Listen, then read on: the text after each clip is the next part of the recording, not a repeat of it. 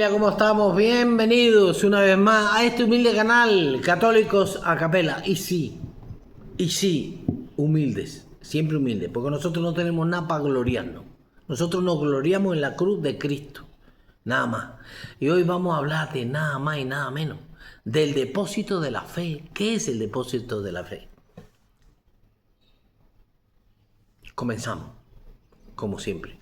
En el nombre del Padre, del Hijo y del Espíritu Santo. Amén. Comenzamos. El depósito de la fe. Es decir, la verdad que no caduca. Comenzamos. ¿Cómo sabemos que lo que hoy confesamos en el credo es exactamente lo que Jesucristo quiso transmitir? Esa es la gran pregunta que todos se tienen que hacer. En un mundo donde ideas nacen y mueren con una rapidez asombrosa, la Iglesia Católica sostiene algo audaz: la existencia del depósito de la fe. Esta expresión, depositum fidei, el depósito de la fe, no es un término, escúchame, no es un término administrativo, es una realidad teológica que define la identidad misma del cristianismo. Se trata del conjunto de la revelación pública que Cristo confió a su iglesia para nuestra salvación, por supuesto. Pero en este depósito no es una propiedad privada que la iglesia pueda alterar a su antojo. No. Es un tesoro que ella debe custodiar, defender y explicar. Para entender su importancia, debemos mirar a la raíz de la historia sagrada. Recuérdate que es el depósito de la fe, un conjunto de la revelación pública que Cristo confió a su iglesia para nuestra salvación. Seguimos. El fundamento del depósito es estrictamente bíblico. No nace de una invención posterior, sino de la voluntad de los mismos apóstoles. San Pablo, en sus cartas pastorales, utiliza el lenguaje de custodia y protección. En la segunda carta de Timoteo 1:14 leemos una orden clara y solemne. Cito: vela por el precioso depósito que se te ha confiado, con la ayuda del Espíritu Santo que habita en nosotros. Pablo es consciente de que él no es el dueño de la verdad. En la primera carta de los Corintios, capítulo 3, versículo 15, escribe: os transmití en primer lugar lo que a mi vez recibí. Os transmití en primer lugar lo que a mi vez recibí. Aquí vemos la estructura de la tradición. Protestante, una pausa. Está para vosotros, transmisión. Con T mayúscula, tradición oral. Está para vosotros. Recibir y transmitir sin alteración. El depósito está compuesto por dos fuentes que forman un solo caudal: la Sagrada Escritura y la Sagrada Tradición. Vamos a hacer aquí un pequeño. Protestantes, los que sois solo Biblia. El apóstol Pablo. La Sagrada Escritura y la Sagrada Tradición. Como dice el apóstol Judas en su carta, es en la fe entregada por los santos de una vez y para siempre. No hay nuevas versiones del Evangelio, solo una fidelidad absoluta a lo recibido en manos de Cristo. Y vamos a ver a los testimonios de los padres apostólicos, es decir, de los primeros que recibieron de los apóstoles. Tras la muerte de los apóstoles, la responsabilidad recayó en sus discípulos directos, los llamados padres apostólicos. Hombres como San Clemente de Roma, San Ignacio de Antioquía, comprendieron que el depósito no podía permanecer íntegro si se respetaba la estructura que los apóstoles habían dejado. Escucha, no se podía mantener, o también se puede decir, solo se podía mantener íntegro si se respetaba la estructura que los apóstoles habían dejado. Yo creo que esta parte es mejor. San Clemente de Roma, que ya he hecho un vídeo sobre él, en su epístola a los Corintios, que también está aquí en este vídeo, escrita a finales del siglo I, que ya también la leímos, explica que los apóstoles, previendo que habría disputas sobre el ministerio, nombraron sucesores probados. El depósito no se entregó al aire, sino a hombres encargados de una oficina sagrada, la sucesión apostólica. Hacemos aquí un alto. Señores protestantes, esta es para vosotros, la sucesión apostólica, que vosotros dicen que no existe. Bueno, pues aquí San Ignacio de Antioquía reforzaba esta idea, la de decir que nada debe hacerse sin el obispo, porque el obispo es el garante de que la fe que se predica en las comunidades es la misma fe que salió de Jerusalén. El depósito no es una interpretación subjetiva, es un mensaje público, jerárquico y verificable. Esto no es un juego, el depósito de la fe. Vamos a hablar en síntesis de los padres de la iglesia.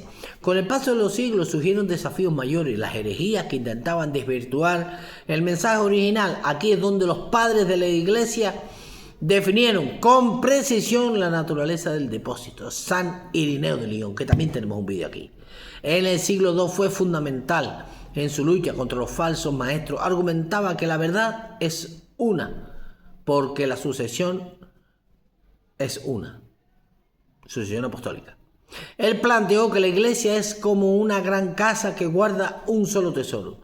Escribió que aunque los idiomas en el mundo son diferentes, el contenido de la tradición, de la sagrada tradición, es uno. Señores protestantes, por favor, recapaciten. Se lo decimos desde nuestro amor más profundo. Recapaciten. No importa, estamos hablando de San Irineo de Lyon, sucesor directo de los padres apostólicos, nieto de San Juan, el apóstol. La sagrada tradición, señores protestantes, con amor se lo decimos, por favor. No importa si está en las Galias o en Egipto, el depósito de la fe es idéntico. San Vicente de Lérins, que tenemos que hacer un vídeo.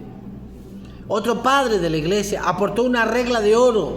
Debemos creer aquello que se ha creído en todas partes, siempre y por todos. Eso es católico. Eso es católico, eso significa catolicismo.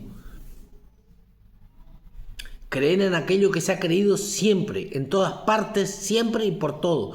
Los padres no buscan ser originales, buscan ser fieles.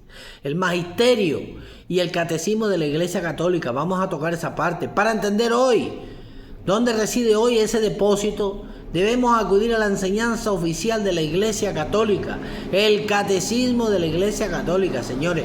En su numeral 84 nos dice: el depósito sagrado de la fe contenido en la Sagrada Escritura, en la Sagrada Tradición, fue confiado por los apóstoles al conjunto de la Iglesia. Repito, el depósito sagrado de la fe contenido en la Sagrada Tradición y en la Sagrada Escritura fue confiado por los apóstoles. Es decir, que eso se lo mandó Cristo. Porque ellos no enseñaron nada que Cristo no les dijo. Es vital comprender lo que añade el numeral 85. La tarea de interpretar auténticamente la palabra de Dios ha sido confiada únicamente al magisterio vivo de la Iglesia. Esa es la parte que los protestantes desgraciadamente no van a entender. Ese magisterio está iluminado por el Espíritu Santo en persona. Está influenciado por el Espíritu Santo, guiado por el Espíritu Santo, para alejarlos de toda herejía. Tenéis que entender eso. Es decir, el magisterio vivo de la Iglesia, ¿quién es? El Papa y los obispos en comunión con él. Pero el catecismo es tajante. El magisterio no está por encima de la palabra de Dios, evidentemente. Evidentemente, sino a su servicio. No puede enseñar nada que no esté contenido en el depósito. Su función es la de un servidor que escucha la palabra con amor, la guarda santamente y la expone con fidelidad según el mandato de Cristo. Vamos a concluir. Una fe que crece sin cambiar. Ese es el depósito de la fe. El depósito de la fe no es una pieza de arqueología estática, es más bien como un organismo vivo. La iglesia no inventa dogmas nuevos, sino que profundiza en la comprensión. Es lo que llamamos el desarrollo orgánico. La iglesia comprende hoy mejor el misterio de Cristo que hace 10 siglos, pero nunca enseña algo que contradiga el original. San Juan Pablo II decía que el depósito es el espejo en el que la iglesia contempla a su Señor. Mira qué hermoso. Al final guarda el depósito es nuestra garantía de libertad, porque nos asegura que no estamos siguiendo modas humanas, sino la verdad eterna de Dios que ha llegado intacta hasta nosotros. Conoce tu fe, estudia el catecismo, vive la tradición, la sagrada tradición, porque en este depósito no guardamos una teoría, sino la presencia viva de Jesucristo.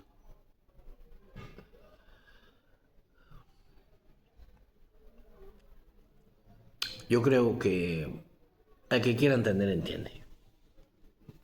¿Para qué nos vamos a engañar? El depósito de la fe no es dueña la Iglesia Católica, como lo explicaron aquí. Ella lo protege. Por eso cuando la Iglesia define un dogma, normalmente los dogmas se han definido históricamente para defender lo que se ha creído siempre. Por ejemplo, la Virgen Perpetua, la virginidad perpetua de la Virgen María. ¿Cuándo se hizo el dogma? Eso se creyó siempre. Se hizo el dogma cuando decían que María no era virgen perpetua, antes, durante y después del parto. Se defendió que sí. Por eso se hizo un dogma. Un dogma es una verdad revelada. Un dogma es una verdad revelada. Como decir que Jesucristo es Dios. Es una verdad revelada, como la Santísima Trinidad, cómo se defendió la Santísima Trinidad. De tres personas de una misma naturaleza. La naturaleza divina. Familia, el depósito de la fe es lo que somos. La iglesia no existiría sin el depósito de la fe. Por eso, muchos pastores, con dolor lo digo, hay uno que anda en las redes sociales que es medio famoso, que dijo, no, ahora va a venir, la venida de Jesús está al día, en el año pasado. Mira, si tú dices que la venida de Jesús está al día, o que va a revelarse algo nuevo, lo que estás diciendo, entre comillas, es que el sacrificio de Cristo no fue lo suficiente. Eso es lo que tú estás diciendo. Cuando tú dices, no, el rapto, ahora van a raptar la gente. Si tú estás diciendo que algo nuevo falta, el depósito de la fe tiene que estar entero, completo, único. ¿Cuántos depósitos hay? Uno. ¿Cuántas verdades hay? Una, Cristo. Ya está. Lo que se salga de esa es mentira. No que Cristo es como las herejías, ¿no? Es como un Dios, pero no es tan Dios como Dios Padre. Pumba, sacaron el dogma. Jesucristo es Dios plenamente. Cuando se ataca cualquier otra cosa en la Iglesia Católica sobre el canon de la Biblia, salieron los protestantes diciendo, no, que vamos a quitar a Santiago, vamos a quitar no sé qué, vamos a quitar no sé cuánto. Llegó a la iglesia y dijo, no, este es el canon. Dogma, revelado por Dios.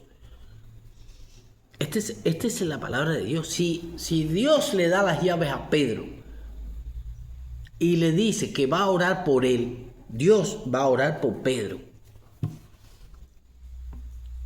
Ya está, papi, no hay más vuelta. Contra él, contra Jesús no puede nadie. Nadie. Y cuando dijo que a su iglesia no la iban a romper las puertas, estoy citando mal, ¿no? Que dijo, y las puertas del infierno no prevalecerán contra la iglesia. Es decir, que ninguna herejía va a entrar en la iglesia. Ninguna. Habrá gente mala, habrá gente malintencionada, habrá gente que están buscando dinero, habrán otros que están buscando poder. Eso está claro. Eso está claro porque eso ya lo mismo con los apóstoles. Lo vendieron. Al primer papa que él puso, lo negó 3 veces. Lo peor que ha pasado en la iglesia, pasó con los apóstoles. Ya no va a pasar nada más malo que eso. Más malo que eso no va a ser. Lo vendieron. Al Salvador nuestro lo vendieron. No va a pasar más malo que eso. Ha habido papas corruptos que se acostaron con mujeres, papas no sé qué, papas no sé... Sí, es cierto. El papa, la iglesia no, el papa. Tú ponte que el papa ahora le dé por, pongamos entre comillas, salir a la calle y matar gente. Por poner un extremo loco. ¿Ya la iglesia católica se cayó? No, papi. Cuando había un papa que le dijeron, mira, yo te iba a matar. Un señor italiano le dijo, mira, yo te iba a matar. Dice, no ibas a conseguir nada, iban a poner otro. Eso es la iglesia. La iglesia es el que protege la fe. ¿Quién protege la fe? El papa y los obispos en comunión con el papa. Ya está. Ese es el depósito de la fe. Quien lo custodia. Porque Jesús dejó unos maestros que enseñaran. ¿Por qué? ¿Por qué te dicen que no leas la Biblia por ti solo? Porque vas a entender lo que entienden los apóstoles. Hay 40.000 denominaciones, cada una entiende cualquiera. Tú tienes uno que es bautista y no todos los bautistas creen lo mismo que él.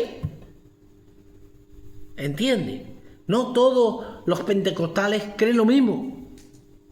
No todos los unicitarios creen lo mismo. Cada uno cree lo que quiere porque cada uno es su propio papa. El depósito de la fe es nuestra arma más grande que tenemos de amor. El arma del amor puro, como dijo Santa Teresa de Lisieux. Señores, esto es el depósito de la fe. Fíjate la palabra, depósito de la fe. Que no es la dueña de la iglesia católica. Ella nada más lo custodia. Lo custodia. Ese es el tesoro. Cuando dice que la iglesia católica venda todo ese oro que tiene en las paredes y todo ese... No, ese no es el oro. El verdadero precio está en los fieles que vamos a la iglesia. Ese oro que vale ahí, no, que lo vendan todo, que saquen el oro que tiene ahí, que vendan todas las obras de arte. Digo, ¿sabes para qué? Porque cuando tú haces todo eso, nosotros tenemos todas las reliquias. La corona de espinas, la cruz, los clavos, las monedas. Tenemos a todos los apóstoles. Los restos de todos los apóstoles. Y todavía nos dicen que nosotros no somos la iglesia verdadera. Explícame tú. Dios sabrá, solo Dios sabe. Nosotros nada más tenemos que confiar en Él. Y nada, familia, los dejo aquí, no quiero cansarles más. Beso grande, que Dios me los cuide, los bendiga de verdad, de corazón. Recen mucho, recen por la paz. Recen por Venezuela, por Cuba, por Corea del Norte. De verdad, esta gente lo está necesitando, sobre todo Corea del Norte. Lo que hay allí es un infierno en la tierra. Hay un infierno en la tierra. Y muchos países que son así, que vosotros a lo mejor sabéis más que yo. Por ejemplo, en África también. En Sudáfrica están persiguiendo a las personas blancas por ser blancas. Nada más, o sea, cuídense mucho. Me despido como siempre, con una sonrisa. Y porque estoy muy feliz por haber hablado del depósito de la fe. De verdad, era muy difícil hablar del depósito de la fe, pero yo creo que quedó un buen vídeo. Que Dios los bendiga. Y viva Cristo Rey, siempre. Y viva Santa María, siempre virgen.